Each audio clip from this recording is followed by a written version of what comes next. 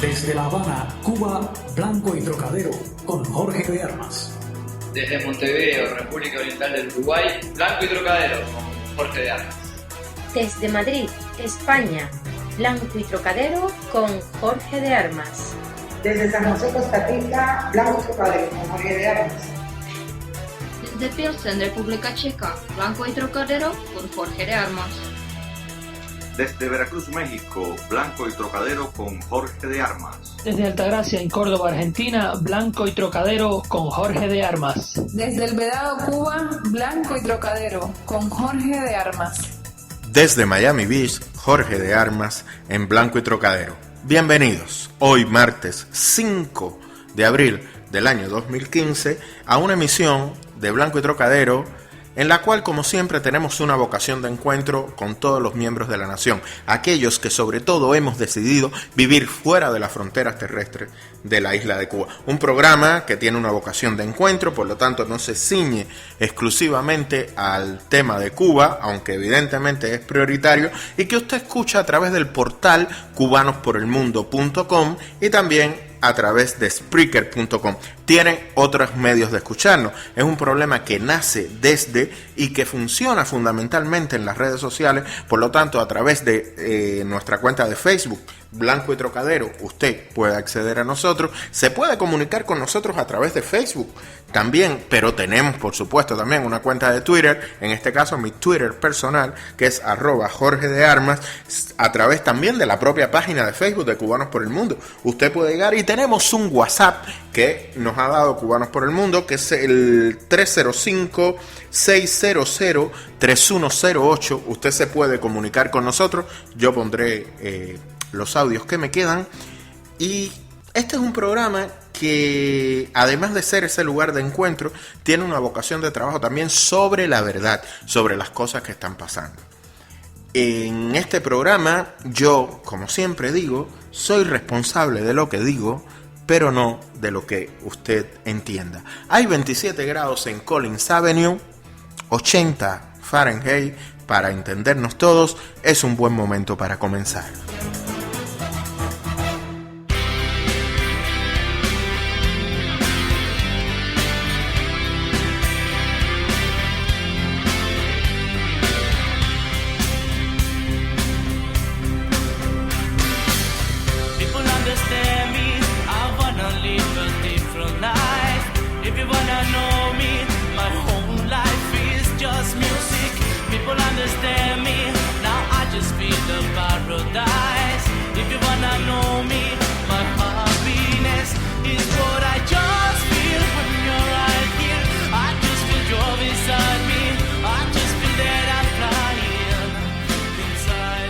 Esto es Blanco y Trocadero, yo soy Jorge de Armas y quería conversar con ustedes sobre algo que esbozamos un poquito en el programa anterior, que es como un clamor popular para retrasar el Congreso a fin de que se obre democráticamente y la gente pueda debatir los documentos que allí se van a discutir.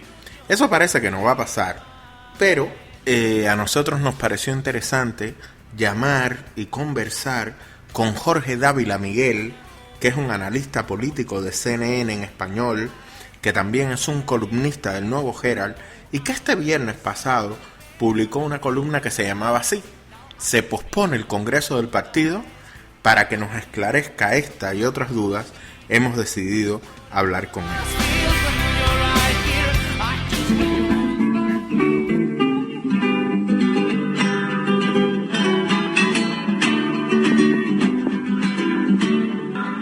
Que viva mi bandera, viva nuestra nación, viva la revolución. El líder histórico de la Revolución Cubana, Fidel Castro Ruz, resultó electo por votación unánime delegado al 7º Congreso del Partido Comunista de Cuba, en reunión de los representantes de las estructuras de base de la organización en el Comité Distrital José Martí de la ciudad de Santiago de Cuba este miércoles. Como parte del proceso previo al magno evento de la vanguardia política del país, acaba de iniciarse la elección de los delegados al Congreso. De ahí que para los 306 secretarios generales de núcleos buróes y comités del partido, de los centros laborales, estudiantiles, de la cultura, las ciencias y otros habitantes al noroeste de la ciudad héroe, resultó un elevado privilegio elegir en primera instancia a Fidel. Jorge Luis Guerra Mena, del Comité de Materia Prima. Considero que nuestro comandante en jefe es un ejemplo digno, me siento orgulloso, con una fuerza y una idea más capacitada para seguir siempre su ejemplo. El primer secretario del Comité Central del Partido Comunista de Cuba y presidente de los Consejos de Estado y de Ministros, general de Ejército Raúl Castro Ruz, fue elegido delegado al 7º Congreso de la máxima organización política por votación unánime de la militancia del municipio santiaguero del Segundo Frente. Como parte del proceso previo al evento, los 221 secretarios generales que conforman el Comité Municipal del Partido en las Serranías Mayariceras, donde Raúl se creció como soldado revolucionario y alcanzó altas dotes de dirigente, impulsando batallas decisivas de la última etapa liberadora, la vanguardia comunista convino en que no podía ser otro el lugar donde fuera electo. Raúl es algo propio, como si fuera de aquí, porque él siempre tenemos esa convicción de verlo y además saber que Raúl desde muy joven ha estado defendiendo la revolución y dedicó su vida a lo que hoy nosotros disfrutamos, la soberanía, la dignidad y la patria. Él nació allá en Vidán y prácticamente se crió aquí en esta montaña. Bajo el mando del Segundo Frente constituyó para Cuba y el mundo un paradigma de revolución, un paradigma de honor y sacrificio por la libertad de todos. ¡Viva nuestra nación! ¡Viva la revolución!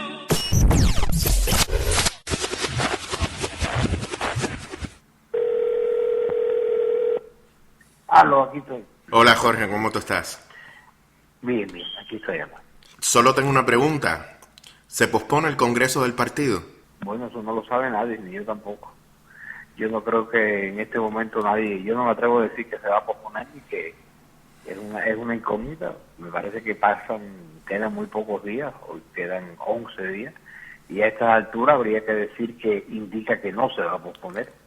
No creo que se vaya a posponer en los últimos 5 días, pero Cuba es un país maravilloso y complejo y surrealista a veces, en el cual cualquier cosa puede suceder. Hay dos cosas que me gustaría comentar contigo, que tienen que ver con esta misma pregunta. La primera, y la puedes ligar en las dos preguntas, es: ¿existe una demanda real dentro de la población que acusa falta de democracia en los debates del Partido Comunista previos al Congreso del Partido Comunista? Y la segunda sería: ¿está preparado el Partido Comunista para aceptar esa discrepancia en cuanto a la transparencia de los debates? Bueno, la segunda pregunta se basa en la respuesta de la primera. Yo creo que en la población hay interrogantes reales sobre cuál va a ser el futuro de Cuba. Y como el Congreso del Partido es algo importante para prever cómo será ese futuro, las personas deben tener una lógica curiosidad sobre qué es lo que se va a debatir en ese Congreso del Partido. A menos de que algunas personas piensen que lo que se discuta no importa, va a seguir siendo lo mismo, o otras personas que piensan que otras cosas paulatinamente pueden ir cambiando. Tenemos que observar que en el anterior Congreso del Partido se hicieron una serie de lineamientos y se han cumplido solamente el 11% de esos lineamientos. Creo que el 79 o el 78% están en un curso que no se informa. Y la población no conoce qué es lo que está pasando. De manera que sí debe haber una legítima preocupación de saber qué es lo que sucede.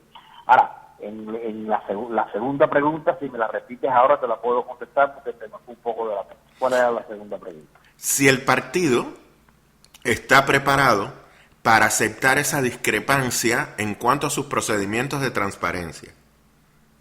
El partido no tiene por qué estar preparado para eso, porque el partido es un órgano de militantes del partido. Hay que deslindar una cosa, en la columna mía y a través del proceso que se ha seguido, o el debate que se ha seguido desde hace muy pocos días de si el Congreso debía posponerse o no, hay dos factores: primero, la militancia del partido, y segundo, la masa, el pueblo, las personas que no son militantes del partido. El partido supuestamente debe responder a un centralismo democrático, que es lo que siempre han lo que siempre es uno de los principios de la ciencia, como le llamaban en Cuba, de la construcción del partido. Ese partido responde a sus militantes, no responde a los votantes normales. A los votantes normales responde en la Asamblea Nacional del Poder Popular y la estructura de elección. Consideremos que es una estructura válida o no, esa es la estructura que existe. De manera que no, el partido no tiene por qué responderle a los que no son militantes. Ahora bien, como organismo rector de la sociedad cubana, tiene un deber implícito de reflejar los intereses de la nación cubana.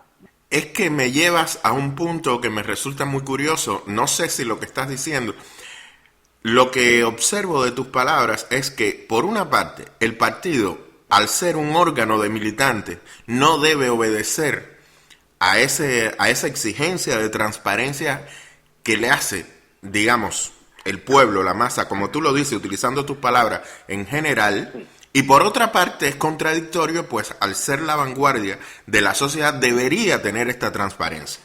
Es como los personajes de la Santísima Trinidad, que son varios aspectos del mismo problema. Es decir, o de la misma, es decir, Padre, Hijo y Espíritu Santo representan la divinidad y a veces los problemas tienen aspectos diferentes. El aspecto organizativo del partido no tiene por qué responder a la opinión de las personas que no son militantes. Esa es la estructura organizativa del partido. Sin embargo, tiene una responsabilidad de reflejar los intereses de la población, de manera que estructuralmente no tiene por qué tener en cuenta lo que dicen los ciudadanos comunes.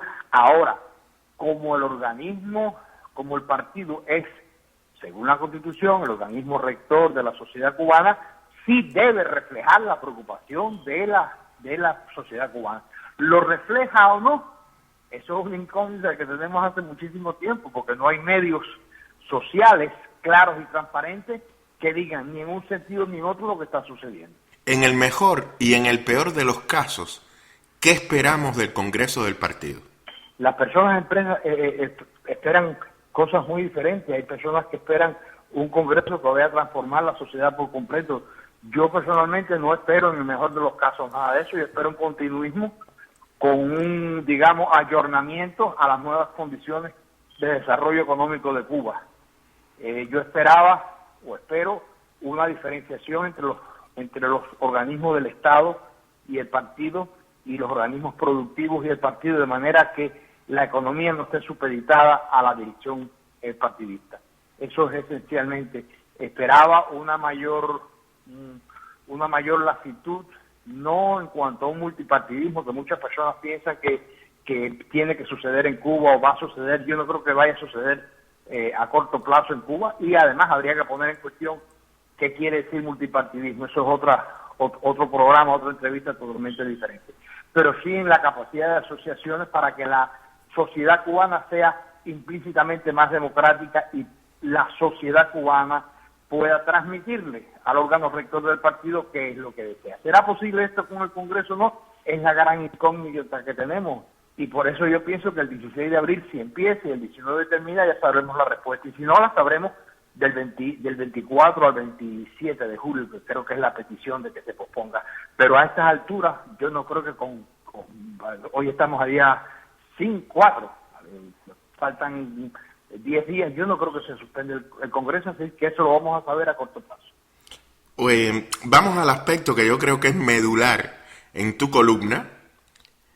Tú deslizas en el último párrafo que, entre otras cosas, parece ser cierto que hay un proceso de rehabilitación a personas como Carlos Aldana, Felipe Pérez Roque o Fernando Ramírez de Stenós.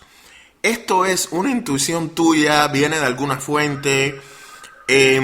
Cuéntame un poquito de qué estamos hablando. No es algo festinado, no es algo tirado al azar.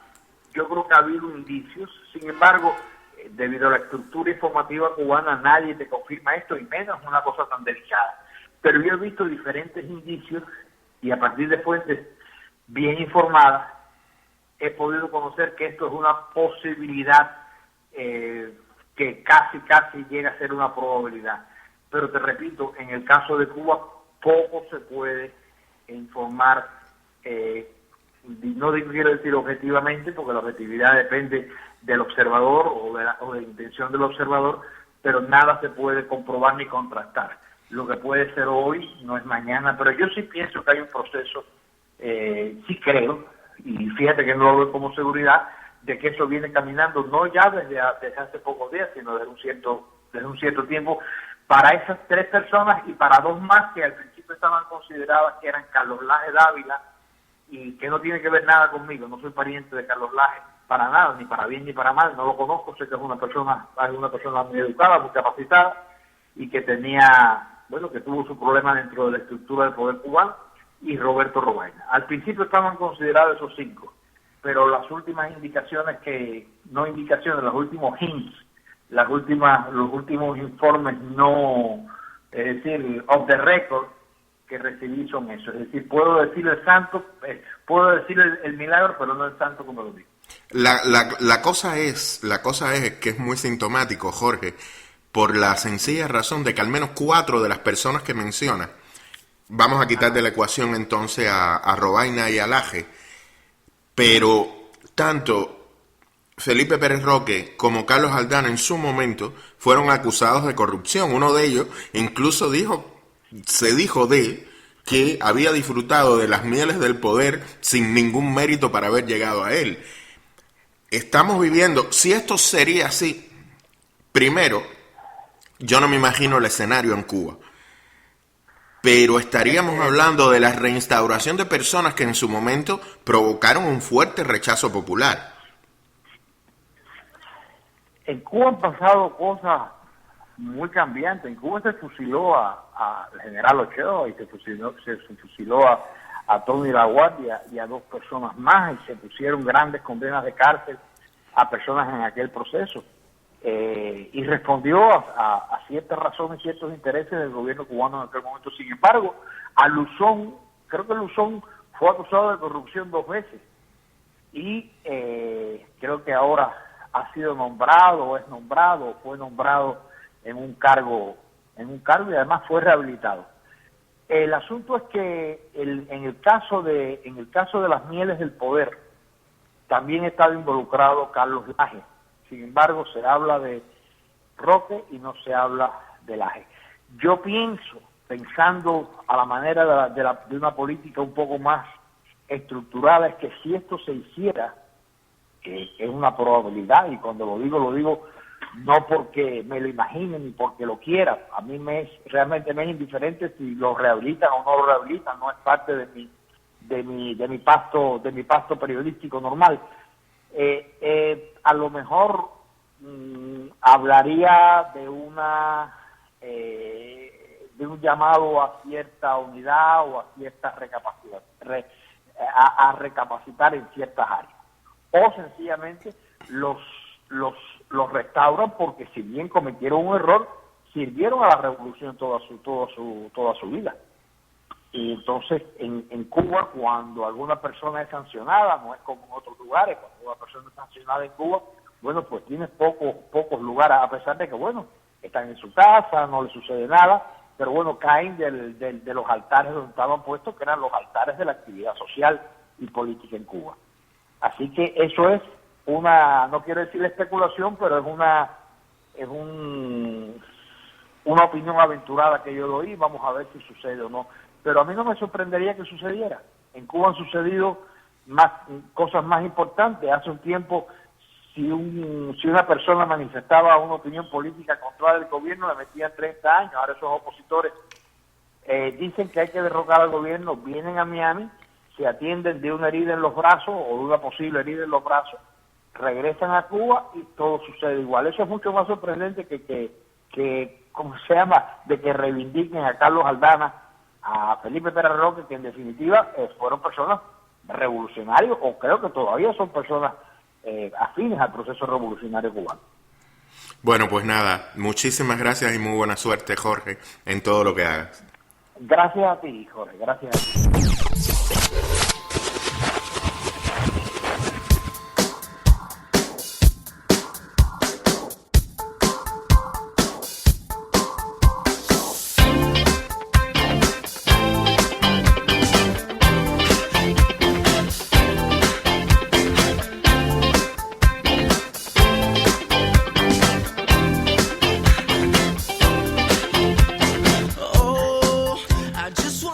Quiero destacar algo en la entrevista que le acabamos de hacer a Jorge Dávila Miguel, y es cómo hay una paradoja.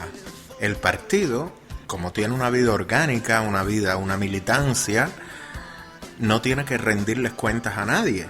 Sin embargo, se erige en la vanguardia de todo.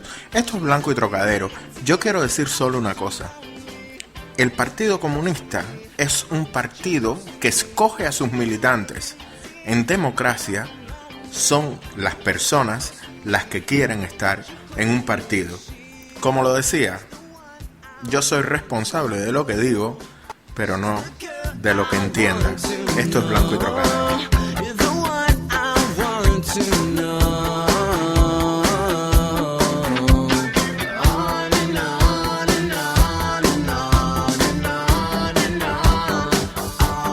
Que en Panamá florece el negocio de la ingeniería fiscal era algo ya conocido. Pero ahora el nombre de una firma de abogados del país centroamericano ocupa las portadas de los diarios: Mossack Fonseca. Dicha compañía está especializada en la creación de empresas offshore para sus clientes. Entre ellos hay 12 antiguos o actuales jefes de Estado y de gobierno de todo el mundo, como el primer ministro islandés David Gunnlaugsson, el actual presidente y el expresidente de Ucrania, el presidente de Argentina Mauricio Macri y el rey de Arabia Saudita. Personas cercanas al presidente ruso Vladimir Putin recurrieron a sociedades offshore para ocultar $2.000 millones. ¿Cómo se crea una sociedad offshore? A través de un banco, el cliente contacta con una compañía como Mossack Fonseca, que crea empresas offshore en un paraíso fiscal. La empresa recibe una cuenta corriente y el cliente una tarjeta de crédito. Público es solo el nombre de la sociedad, el nombre del verdadero propietario permanece en la sombra. Otros de los mencionados en los Panama Papers son Eduardo Cunha, presidente del Parlamento brasileño, Daniel Muñoz, asistente de los Kirchner, y Juan Armando Hinojosa, llamado el contratista favorito de Enrique Peña Nieto. No faltan tampoco nombres de deportistas como el de Lionel Messi, que ya ha tenido problemas fiscales con la justicia española. La empresa Mossack Fonseca, por su parte, se ha apresurado a declarar que sus actividades son legales y se ha negado a hablar sobre sus clientes. Para acercarnos a temas como migración, memoria histórica, justicia, derechos humanos, emprendimiento y conversar con aquellos que abren una ventana donde la puerta está cerrada. No se lo pierdan. Joanny Sánchez, la voz de tus derechos.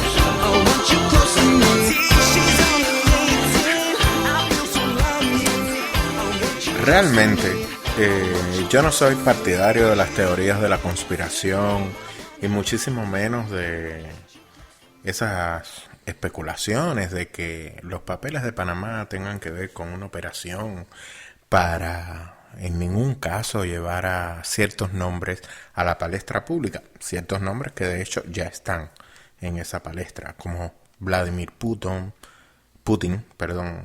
o Nicolás Maduro, o la hermana del rey, la infanta Pilar. Realmente creo que nosotros vivimos en una sociedad que se destaca a una velocidad que es totalmente diferente a la velocidad de hace 10 años. Las informaciones vuelan, ahí está no solo lo que es Assange, o sea, Julian Assange, o Snowden, o el soldado Manning. Creo que la información vuela porque es necesario que el poder se compartimente y que aparezcan formas diferentes de cuestionar el poder desde los propios medios de comunicación, porque estamos viviendo una etapa en la cual los medios de comunicación generan tendencia. Es lo que se llama la agenda settings contraria a la agenda ciudadana. La agenda settings es cómo los medios, los grandes medios, intentan influir en la forma de pensar de las personas. Es como todas las noticias de primera plana son las mismas. Cómo se intenta desviar la conciencia ciudadana hacia modos trending de conducta. Eso es la agenda settings. Y yo creo, y es una especulación total, que esta cosa de los papeles de Panamá tiene mucho que ver con la agenda settings. Tiene mucho que que ver con desviar el foco de atención de ciertos espacios sociales que ahora mismo están ocurriendo. Desviarlo del problema de los refugiados en Europa, desviarlo de la corrupción interna que existe en la propia Europa y llevarlo, por supuesto, a aquellos países. Es muy curioso, ya lo decía el propio invitado hoy en otro programa, que no aparezca ningún norteamericano, que de hecho igual es que no existe, igual es que no hay ningún norteamericano involucrado en estos casos de corrupción. A mí me interesa mucho destacar la diferencia entre estas dos agendas. La agenda ciudadana, lo que le interesa realmente a la gente, y lo que los medios quieren que le interese a la gente. Por otra parte, Yoani Sánchez, la reconocida bloguera cubana, acaba de lanzar un nuevo proyecto. Es un programa de televisión que se transmite por internet a través de la DW, es una emisora alemana, ahora no sabría pronunciarlo. Es un proyecto que se llama La Voz de tus Derechos. Es un programa que intenta tener un espacio de transmisión importante. Va a ser una serie de capítulos que se han rodado en Panamá y que empezaron con uno de los temas que para mí es un caballito de batalla y que son los derechos medioambientales, el activismo medioambiental. Esto que conlleva alto riesgo, sobre todo en Latinoamérica, donde ha muerto gente, donde ha muerto algunos de los que lo ejercen, tiene que ver mucho con esas personas que alzan su voz para defender espacios y poblaciones enteras y que se enfrentan a situaciones que van desde la estigmatización en los medios de comunicación hasta las amenazas y el asesinato, la muerte. Es terrible. A mí me parece que más allá de los estigmas y de las formas en que se ha tratado la figura de Yoani Sánchez, el hecho de que se involucre en un proyecto de esta manera merece por lo menos un punto de atención. Estamos hablando de proyectos que están absolutamente despolitizados y yo creo que por una vez tenemos que evitar la suspicacia. Tenemos que dejar de pensar en el otro como alguien retorcido, porque cuando uno piensa que el otro es retorcido, el que realmente lo es uno mismo. En Blanco y Trocadero tenemos esa vocación de que todo el mundo es igual, de que todo el mundo tiene un deseo profundo y puro de servir a un ideal amplio, más allá de razones espurias. Y yo quiero, desde esta plataforma, desde Blanco y Trocadero, felicitar a Yoani Sánchez por este nuevo proyecto, estimularla a que busquen aquellos aspectos.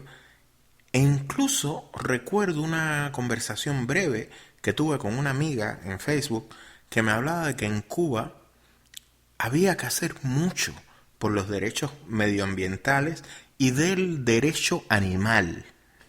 Y ella me decía que había que avanzar mucho en eso. Así que Blanco y Trocadero, además de felicitar a Yoani Sánchez, va a intentar investigar qué pasa en Cuba con el derecho medioambiental, qué pasa en Cuba con el derecho animal. Nos vamos a ir, se nos quedan un montón de cosas por decir y van a pasar muchas cosas de aquí el viernes.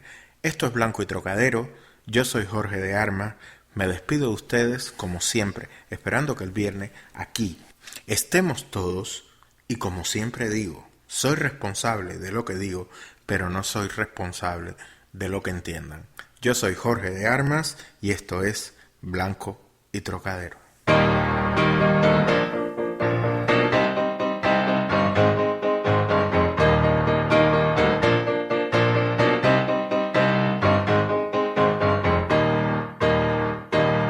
We were sailing on waves of silver, there were echoes in the wind. When we raised our sails to capture them, the ship was lifted up